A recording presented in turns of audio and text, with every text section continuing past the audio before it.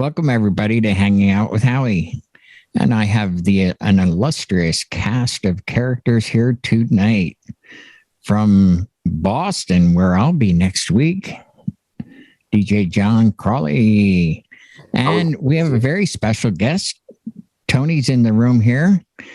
He's going to help us out with that stuff. I invited him. And we've got Bill Marsh from Carlisle Entertainment and the one and only Jay Brannon from Swingin' Temecula, California. Thank you, sir. Thank you. So, yeah, tonight I thought we would go over bit rates and, quality of the music as it, applies across the board. I've discovered some things that I looked up that, some people don't seem to think it matters. And some people do. So these will be our opinions. But there are some certain things that are facts, such as something I discovered, like with Twitch. Twitch suggests that you stream at no more than 160 kilobits per second of music. And if you're able to stream at a higher rate and even a higher video quality, that's when you hear, like, sometimes in Zoom rooms even, it gets compressed. And people say, "Oh, my screen, or you're freezing." And it's like, no, you're not. It's just that maybe your internet connection is throttling back or compressing and so forth. And I just wanted to see your thoughts on that. So you're out professional DJ. Are you going to go lossless CD quality, or is 320 good enough? 256. Tony, you're our special guest. What's your thoughts on that? What do you do? Oh man, well, I appreciate the invite. Can you guys hear me? Everything's good? Awesome. Yes, sir. Awesome. Cool. Yeah, I got stories, man. All Let right. me tell you, I got stories. I got stories on streaming and I got stories on performance. I will tell you that yes, it matters. On a broad scale, it definitely matters.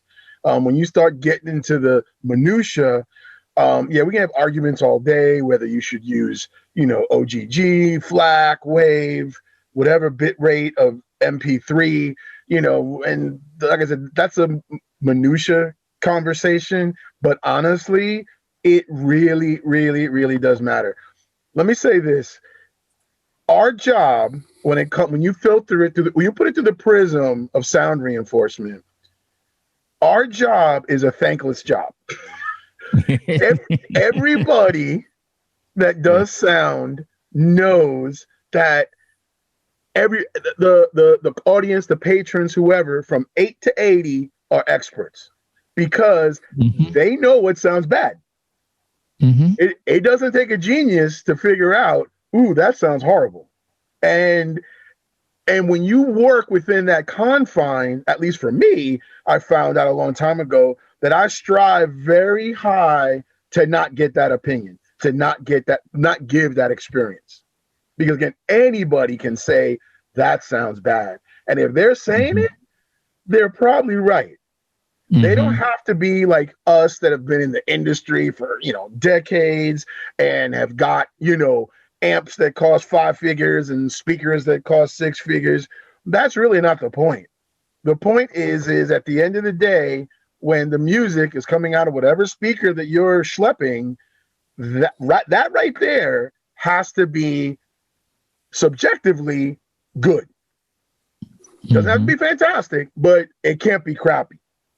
And once it is, real quick, I won't forget this. A great example of this is a number of years ago when I think it was down in Georgia when the Georgia Dome first opened, and I think Mercedes-Benz, slapped their name on it, and like Garth Brooks, I think, was the opening. Like he hadn't toured forever, and obviously this is pre-COVID.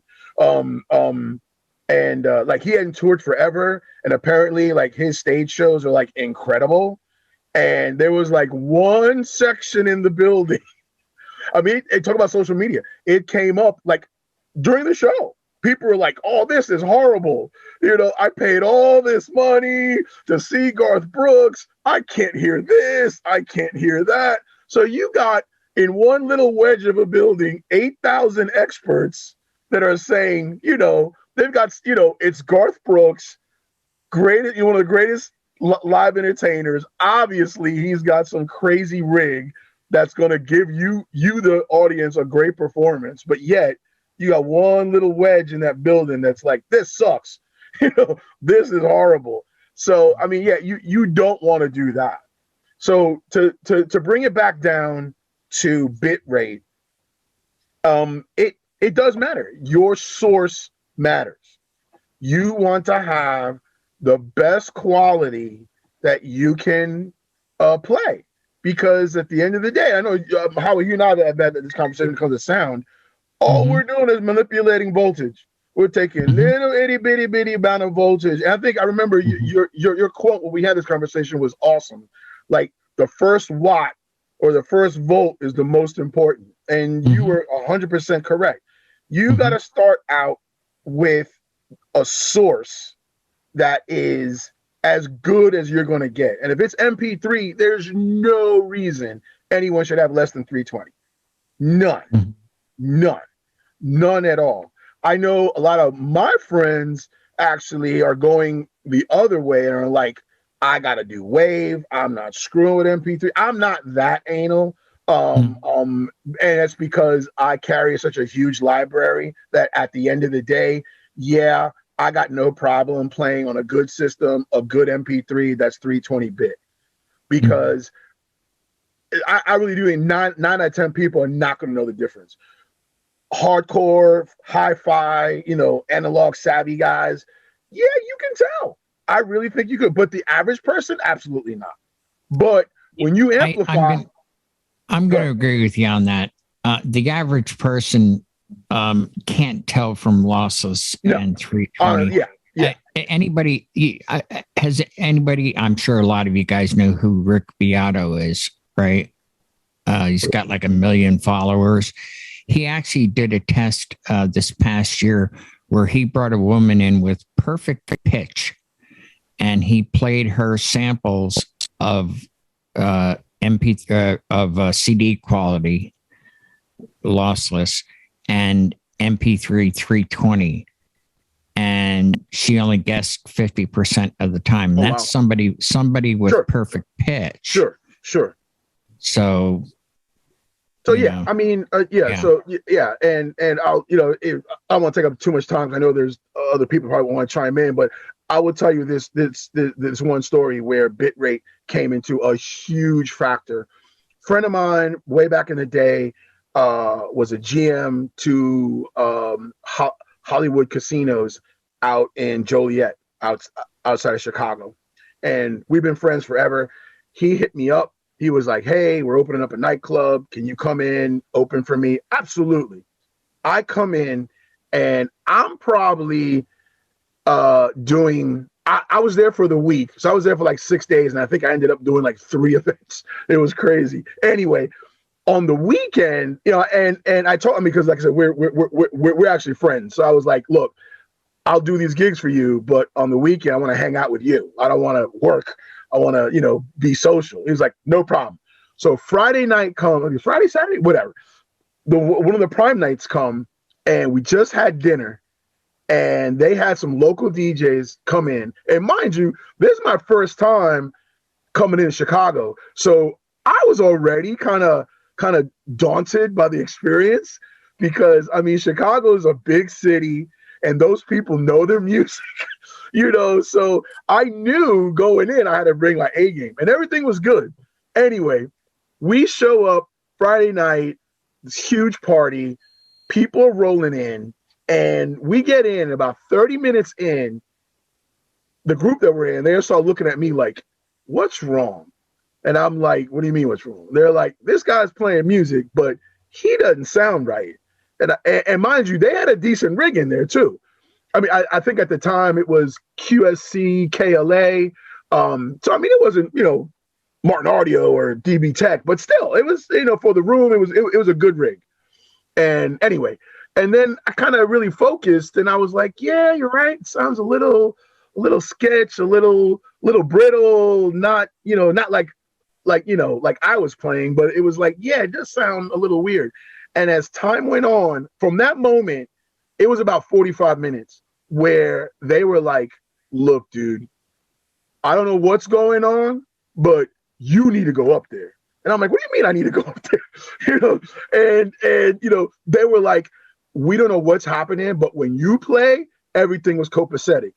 This guy, he literally was playing tracks that were making people walk off the dance floor. I am not embellishing.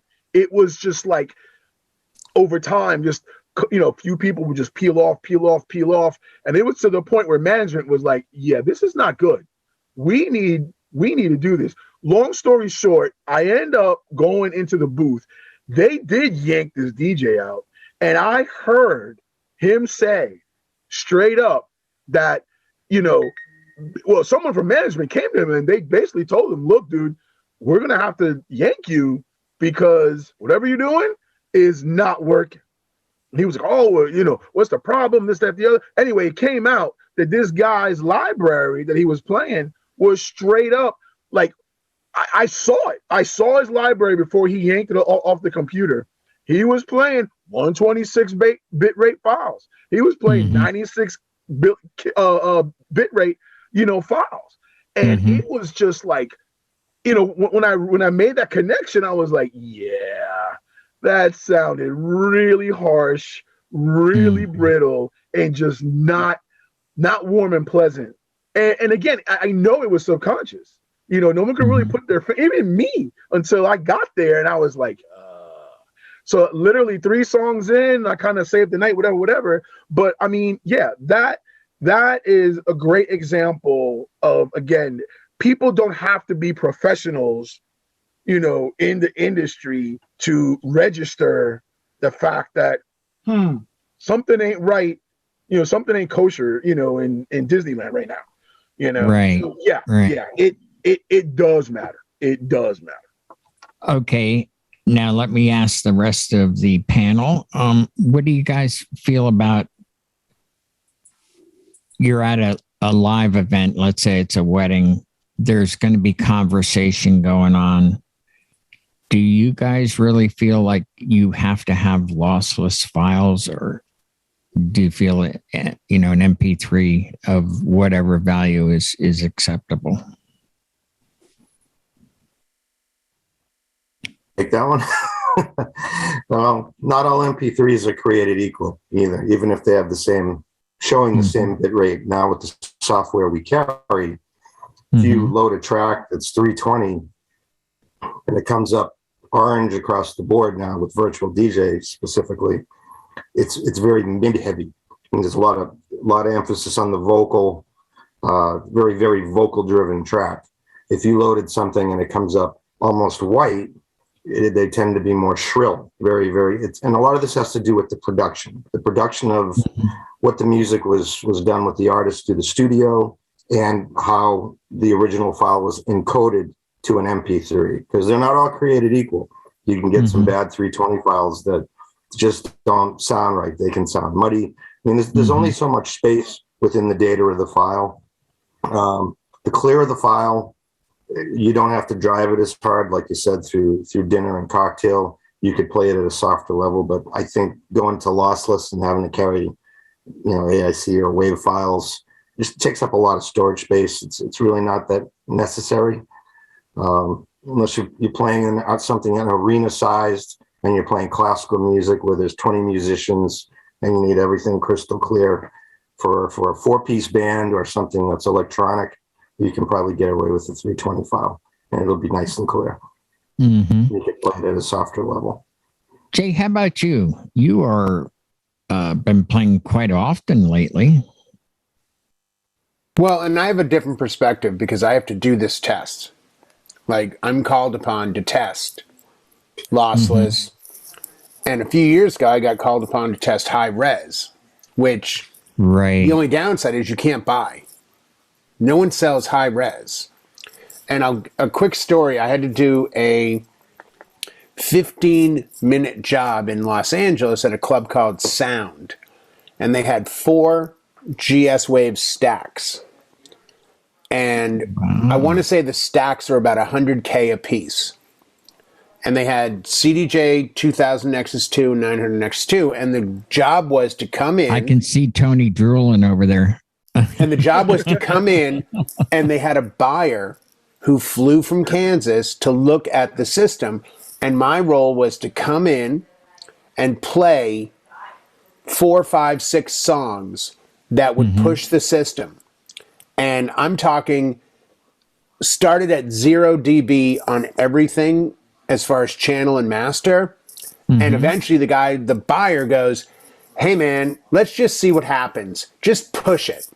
So redlined everything, the channels, the master, everything with a function 1 on either side of me monitor system. And that was the last thing he wanted to hear. And I was running wave files, and he bought the system. He thought it sounded amazing. So when we were done, he left and everything was still standing. And I had a second flash drive, and I said, I want to try something. And I knew it had 128K songs on it. And I plugged it in.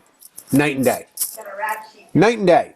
Now, through my Evolve 50, through my JBL PRX 615s, through my Yamaha SRM 450s, through the traditional setup that the average mobile DJ wedding setup is, will you hear the difference? Sometimes. Will the crowd know it? My money says absolutely no.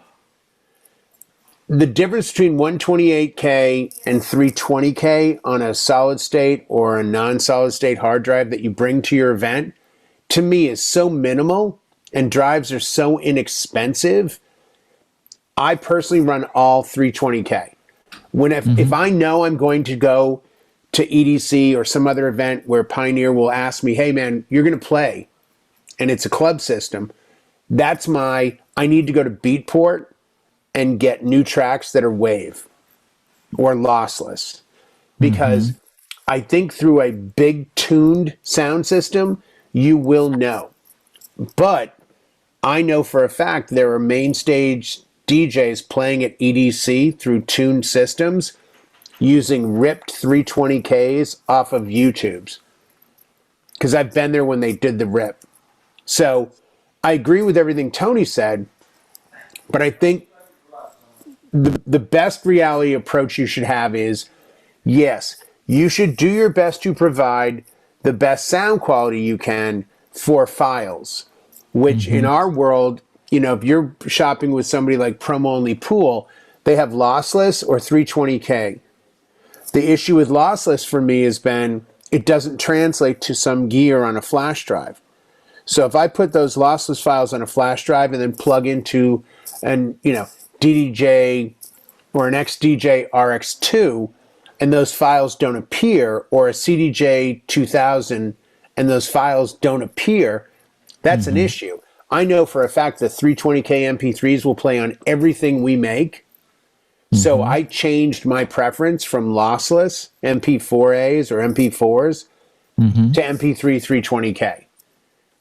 And again, I also agree with John. I've got some 128K tracks that are old early 2000 burns that are set the same in Serato as everything else, and they are loud AF. They are so much louder than other tracks.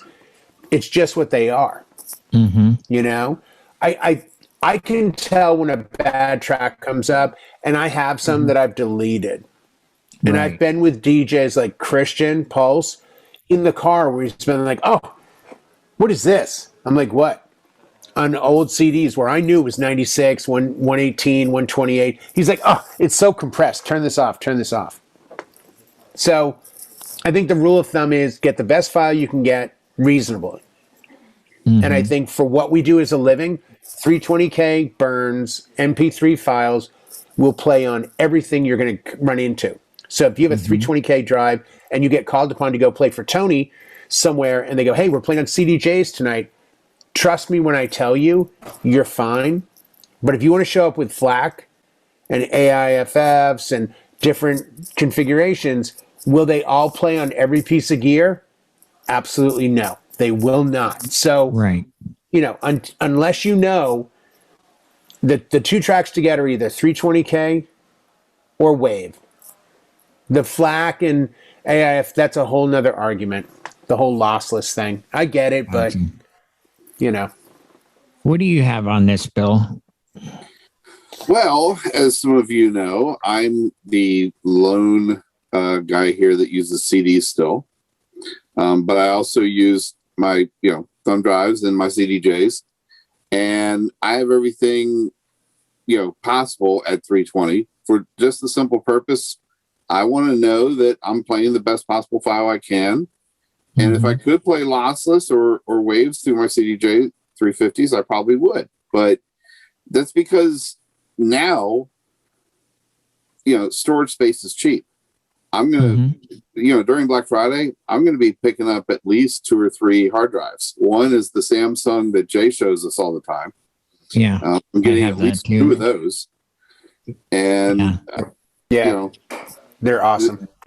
I'm going to end up getting, a couple of plug-in hard drives for here at home because I'm going to go up from having 4 terabyte ones to 8 terabyte ones probably. And that's just because I want to be able to store everything bigger. When I started ripping the CDs that I have, I was ripping at 192 because somebody said that's the best you need because that's CD quality. Well, that was also 10 years ago. I'm going back, for example, and re-ripping my Platinum series at lossless. And then I'll probably do it again at Wave just for the sake of it. And well, you'll have the storage, like you said. Yeah. But at the same time, I would much rather just as I'm doing my events, know that I'm playing the best possible file I'm able to play. Do I believe my clients can hear a big difference? Quick little story to prove that sometimes they can. When I first played Old Town Road at a wedding, I downloaded it off promo only, and it was when they had just dropped it as a single. And literally the following weekend, I played it at a wedding. It had already been streaming for weeks, I think, at that point. But it hadn't been officially released yet. And I had somebody come up to me at the wedding and go, "Dude, is this a remix?" I'm like, "No, this is the single release version from the studio." "Oh my God, it sounds like a remix. There's so much bass in it." Well, that was because they were listening to it on their iPhone. Now, that's another point, question I wanted to bring up to you guys. This happened to me. There was a local social club that I had done events at, and I always did well there, and I always got good reviews. And one night I went in and they had, he couldn't have been 21. He was drinking soda, very new greenhorn. And as soon as I walked in, something didn't sound right. And people didn't seem to notice, in that particular environment, or care, but I walked over and I realized, oh my gosh, he doesn't even have a controller. He's DJing with two, with the mouse, with 2 of them. And he had one laptop open to Spotify and one open to YouTube. And he proudly announced on the microphone, "I can play any song. I'll take requests. I have a big library." And I walked over and I was like, oh, yeah, I kind of, so what I'm wondering is like these services claim to, like Spotify claims to be 320, but is there anybody know? I'm not knowledgeable enough on that they may put out at 320, but are we going to receive that, or is that affected by, our Wi-Fi signal, or is that going to be compressed down Sure. if you're streaming. Yeah, there's no question. When you start talking about streaming content, that pipe that the content's going down, be it wireless or tethered, gets narrower. Absolutely. The source, especially through Wi-Fi, internet, servers, may start at 320, but you're not hearing it at 320. You know what I'm saying? Tony, the next thing you're going to tell me is that little banner sticker that they put on all of the powered speakers that say 2,000 watts isn't true. Well, come on, give me a break here. Hey guys, real quick, not to interrupt Tony, but it just dawned on me. Back in the day, we had an issue back in the early 2000s, like 2004, 5, 6, with complaints of people buying songs off Beatport and not being able to play them in the CDJ 1000 Mark III, which had MP3s. And we had to do some coding research. And one of the coding programs to change a file from digital to an MP3 reading is called LAME, L-A-M-E. And what we found was when we looked at all the code, that the LAME encoding ended up showing the track at 319 kilobytes per second, not 320. And that 1 kilobyte a second is what caused all of the tracks to get errored out on our players, because our readers only saw a 320. So when 319 came in, it wasn't a question of it's close. It was a question of, nope, we're looking for 320. This says 319. And it was the big, one of our engineers spent weeks doing this. And we got an email one day saying, hey, the LAME encoders are spitting out at 319, not 320. Now, granted, this was back in the early days of people are buying songs online. When I was still using CDs then. So I'm like, won't affect me. But it's that kind of thing. And I look at something like streaming with Tidal, where they're giving me numbers that are astronomically high. Like, you can get our regular plan at 320 or our pro plan that burns at like 1024K. And I'm like, wow, that's going to be completely lossless. That's going to sound amazing. Right. But again, I go back to the days of my old car with my Jensen Coax 6x9s, and John will appreciate this. When I was in radio, we had a CD player in 1982, before any of you were born, and we would say on air, coming up next, The Police, Synchronicity on compact disc. And we would put in a compact disc in this $1,000 player, and everyone listening in their car would go, man, it sounds so much better. It's like, yeah, it probably does, but it's still going through crappy speakers. Like, you're given this great file, but if it's coming through something small, it may or may not really matter. Just a side note on this discussion, Right. Well, you bring up a good if you're listening point to there, Jay. earbuds, you're not getting the same fidelity as, Right. headphones. And that's what this generation is doing. People are coming to us with great stereos in their cars, but they're coming from earbuds and going, you really think they're going to call us out at a wedding? I mean, they're half deaf from cranking stuff through their ears. And then they're going to turn around. I predict in 10 years, music won't sound good anyway, because producers are going to be the generation of earbuds. So when they sit in a studio and hear a flat sound, they're going to go, sounds good to me. And then some 50-year-old behind me is like, are you kidding? It sounds really compressed. No, you're right. You're right. Yeah. Jay, you've done it again. That was going to be my next question. Brought to you by White Claw. Do you think that the way music is consumed today through earpods and stuff, people may not really know the difference. They go to a club and it's like, oh, it's loud. It's different from what I'm used to.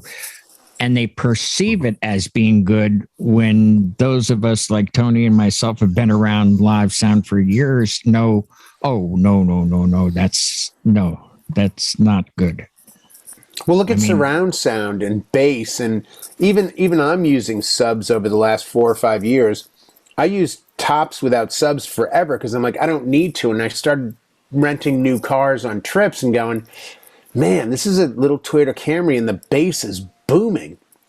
So if my clients are driving this car, when they come to the wedding, there's an expectation of sound being bassy. Not good, just Yeah. bassy. So you suddenly realize we have to go back to the old days of where's the loudness button? Oh, there it is. And, get a BBE sonic maximizer or an aural exciter and start pushing the wave at them. And you kind of play a little trickery. I mean, don't we all turn the bass up on certain tracks, on certain points where you're like, here you go, guys. That's what you want. You just want to hear bleh, bleh. Like, that's not really music at that point. It's just sound. Right. So I don't even know what quality would mean. Like Rez. I saw her at Movement 3 years ago play through a huge system, and it was inspiring. I could feel liver, both kidneys, and my spleen shake. But she was playing these like super low frequency signals, and it was just coming at you. And I'm like, okay, this is why you need good speakers. Because if these were bad, they would be like,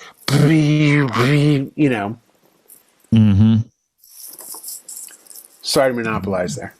No, that was good. That's where I was going. Has anybody else noticed that the new consumers are, they have lower expectations, basically?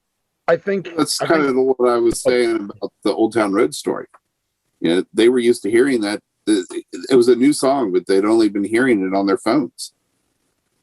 Most people. And or their car radios or wherever they were streaming from. And so, they're hearing it coming on my Evolves, and all of a sudden they're like, damn, is that a remix? Yeah. Play the original one.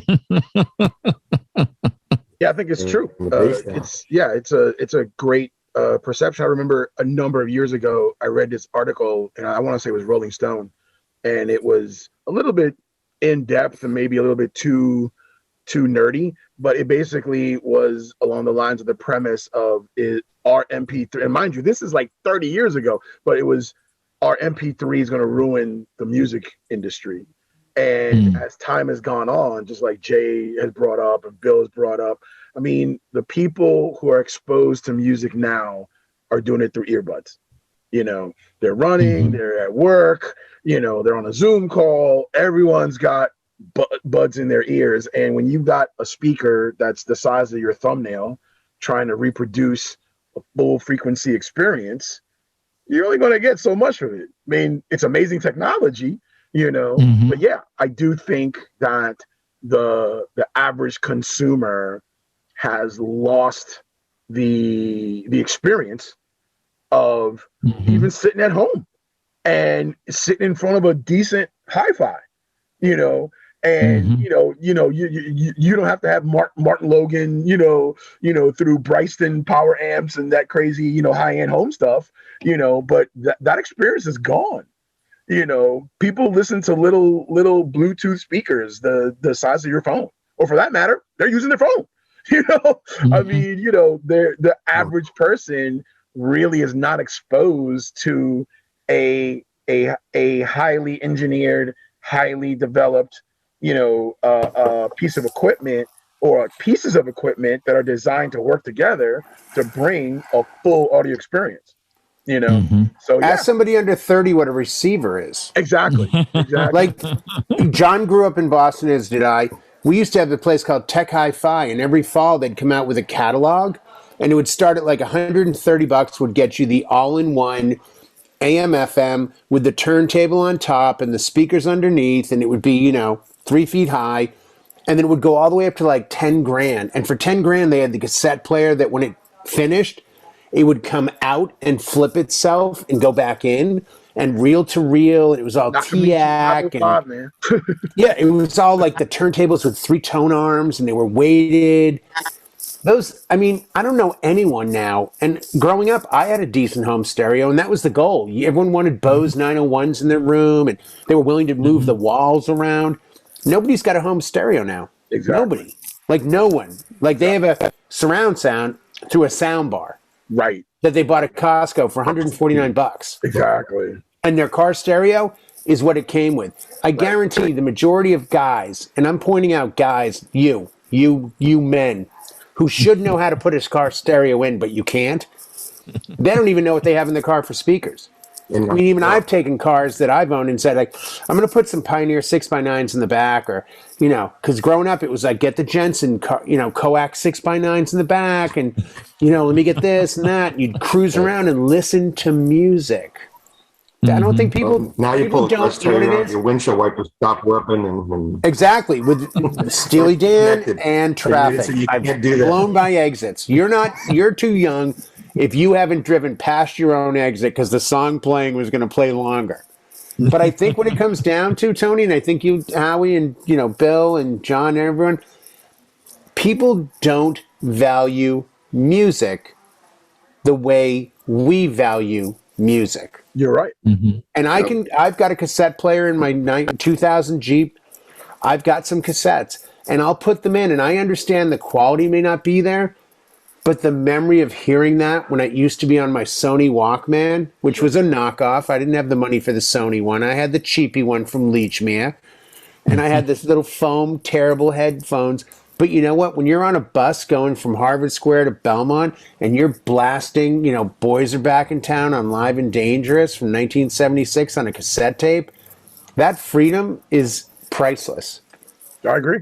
Absolutely priceless. So I think people should be more than excited the fact that their car stereos and their $250 earbuds and everything else sound so much better than what we had, but yet we relish having good sound. Right. Mm-hmm. Odd, isn't it?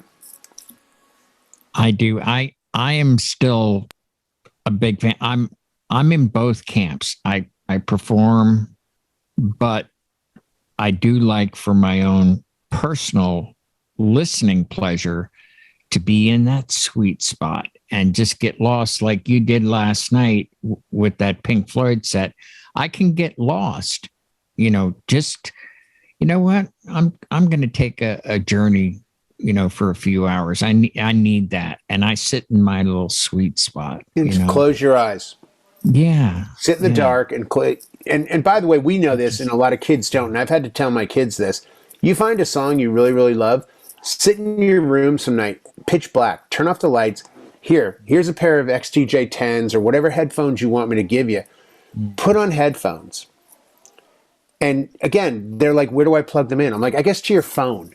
But the feeling of having headphones in a dark bedroom back in probably my freshman year in high school, maybe my 8th grade and junior high, and dropping the needle on an album and hearing Carry On the Wayward Son in pitch black where your senses are heightened for hearing.